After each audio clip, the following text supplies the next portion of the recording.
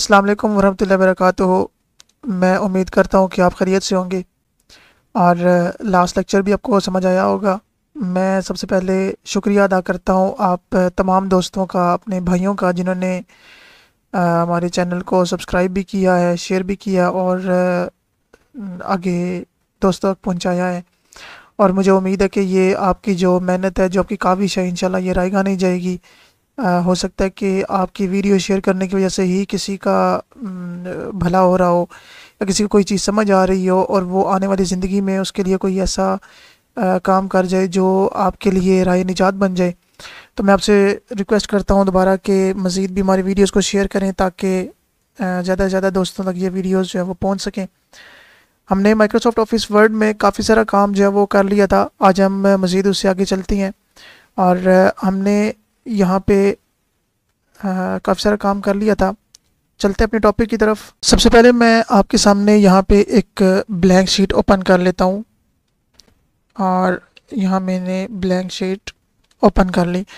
अब हमने जो लास्ट लेक्चर में किया था वो हमने लेआउट में ये पेज सेटअप जो था ये हमने क्लियर कर लिया था। आज हमने पैराग्राफ और अरेंज जो लिखा हुआ है आपके पास सामने, हमने इंशाल्लाह इसको क्लियर करना है।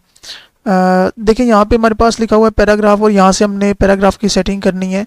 और पैराग्राफ का मतलब ये है कि हमने पैराग्राफ हमारा कहाँ से शुरू होगा या हमने किस तरीके से उसको डिस्टेंस देना है, कितना डिस्टेंस देना है, हम यहाँ से वो क्लियर करते हैं। जैसे यहाँ पे आप देखें, यहाँ पे इंडेंट लिखा हुआ है और यहाँ पे स्पेसिंग लिखा हुआ है। अब इंडेंट का मतलब है कि आप लेफ़्ट और राइट कितना उसको डिस्टेंस देना चाह रहे हैं। मतलब अगर मैं लेफ़्ट साइड से डिस्टेंस देना चाह रहा हूँ तो मैं, आप देखें यहाँ पे ये 0 इंचज़ पर है। अगर मैं इसको बढ़ाता जाऊँ तो ये पॉइंटर मेरा जो है वो आगे आता जा रहा है। इसका मतलब कि ये इसके साइज़ में इंक्रीज़ आता जा रहा है।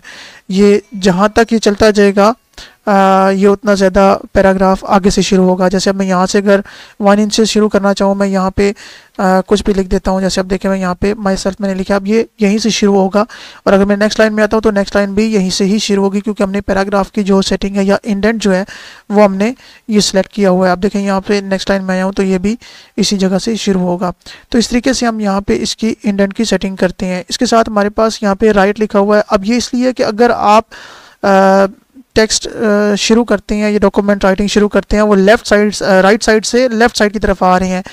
यहाँ पे तो हम लेफ़्ट साइड से राइट की तरफ जा रहे हैं, तो हमारे इंडेंट जो है वो राइट की तरफ चलता जा रहा है। और अगर हम राइट साइड से लेफ़्ट की तरफ आएंगे तो फिर हमने इस चीज़ का इस्तेमाल करना है। देखिए मैं यहाँ पे आपके सामने इसको मैंने क्लियर कर दिया और मैं यहाँ पे इसका पॉइंटर चेंज कर देता हूँ। अब देखिए यहाँ से हमारा टेक्स्ट जो है वो राइट साइड से लेफ़्ट साइड की तरफ आएगा। ये देखें, ये राइट साइड की तरफ, राइट साइड से लेफ़्ट की तरफ आता जा रहा है। अब यहाँ पे देखें, मैं जो इसका ये इंडेंट में इंक्रीज़ करता जाऊँगा तो ये ऑटोमेटिकली इंडेंट, मेरा फासला जो है, मेरा डिस्टेंस जो है वो ज़्यादा होता जा रहा है। अब यहाँ से ये हमारी राइटिंग जो है वो शुरू होगी। तो इस तरीके से हम यहाँ से इंडेंट, अब ये देखें ये नीचे आ जाएँ तो उस जितनी भी लाइनें अब नीचे आएंगे वहीं से शुरू होगा।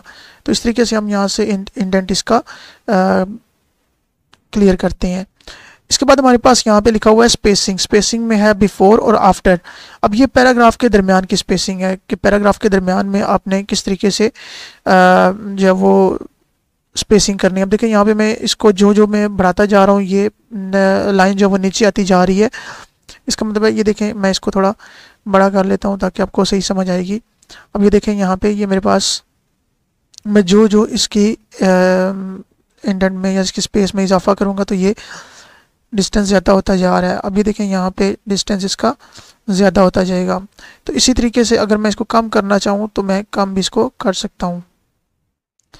अब मैं इसका डिस्टेंस यहाँ से भी मैं इसको कम कर देता हूँ तो ये कम। इसी तरीके से ये आफ्टर है, यानी इसके बाद वाला जो पैराग्राफ होगा। बिफोर का मतलब इससे पहले वाला पैराग्राफ या जिसके ऊपर हम काम कर रहे हैं वो वाला, और आफ्टर का मतलब है कि उसके बाद वाला जो पैराग्राफ होगा ये उसके स्पेसिंग के वाले से काम करेगा।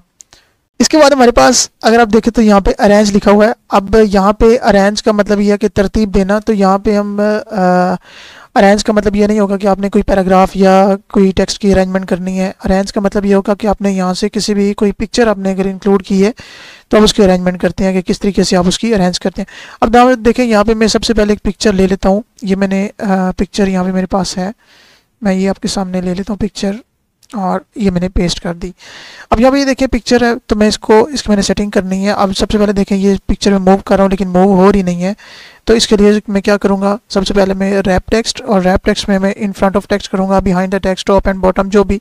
तो मैं इन फ्रंट ऑफ टेक्स्ट ले लेता हूँ। तो यहाँ पे ये देखिए मैं इसको मूव कर सकता हूँ। अब यहाँ से इसकी मैं पोजीशन भी एडजस्ट कर सकता हूँ कि मैं इसको किस पोजीशन पे रखना चाह रहा हूँ। अब देखिए यहाँ पे मैंने पिक्चर जो है वो मैंने पेस्ट कर ली है। और अब ये पिक्चर जो है, क्योंकि मैंने इसको रैप टेक्स्ट कर ली है और मैंने इसको इन फ्रंट ऑफ टेक्स्ट किया, तो अब ये मूवमेंट जो है वो इसकी शुरू हो गई है। अच्छा ये याद रखिएगा, मूवमेंट के लिए हमने रैप टेक्स्ट करने के बाद अगर हम कोई और चूज़ कर लेते हैं, बिहाइंड द टेक्स्ट कर लेते हैं, तब भी ये मूव भी करेगी। ये आप इसको स्मॉल एंड लार्ज भी कर सकते हैं।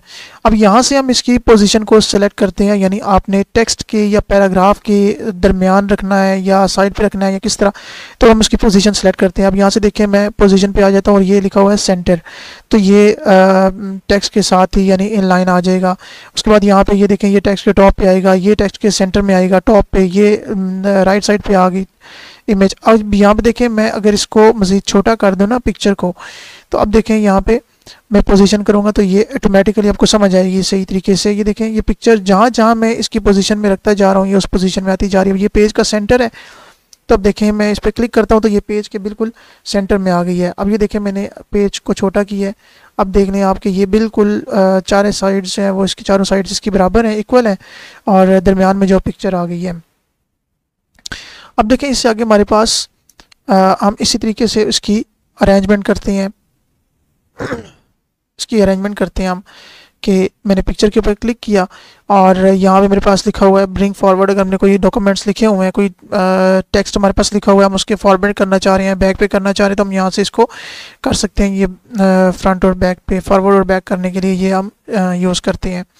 अब यहाँ पे ये अलाइन लिखा हुआ है, और अलाइन का मतलब यही है कि लाइन सेंटर करना है, राइट करना है, लेफ्ट करना है, ये पिक्चर की सेटिंग ही होती है। उसके बाद यहाँ पे हमारे पास रोटेट लिखा हुआ है, रोटेट है घुमाना जिसको कहते हैं हम, रोटेट करना लेफ्ट साइड पे, राइट साइड पे या राउंड शेप में जिस तरह भी। तो ये देखें रोटेट 90 डिग्री के ऊपर अगर हम रखते हैं तो ये पिक्चर पोर्ट्रेट में आ गई है। अब यहाँ पे देखें तो ये इसकी पिक्चर की शेप जो वो चेंज हो गई है, रोटेट हो गई है। अब यहाँ पे वर्टिकली आ गई है, यानी हम ये कहीं दूसरे अल्फाज में तो गलत नहीं होगा कि ये पिक्चर उल्टी हो गई है। और इस तरीके से हॉरिजॉन्टल करें तो अब ये देखें ये हॉरिजॉन्टली मूव हो जाती है। तो इस तरीके से आप पिक्चर के रोटेट भी कर सकते हैं पिक्चर को, या इसकी सेटिंग कर सकते हैं। ये था हमारा आज का लेक्चर, और मैं उम्मीद करता हूँ कि आपको तमाम चीज़ें बहुत अच्छे तरीके से समझ आई होंगी। अगर हमारी वीडियो अच्छी लगी तो इसको लाइक भी करें, शेयर भी करें, सब्सक्राइब भी करें, और चैनल हमारा शेयर करते जाएं ताकि मज़ीद लोगों तक जो है वे वीडियो पहुँच सके और वो भी इस चीज़ से फ़ायदा उठा सकें।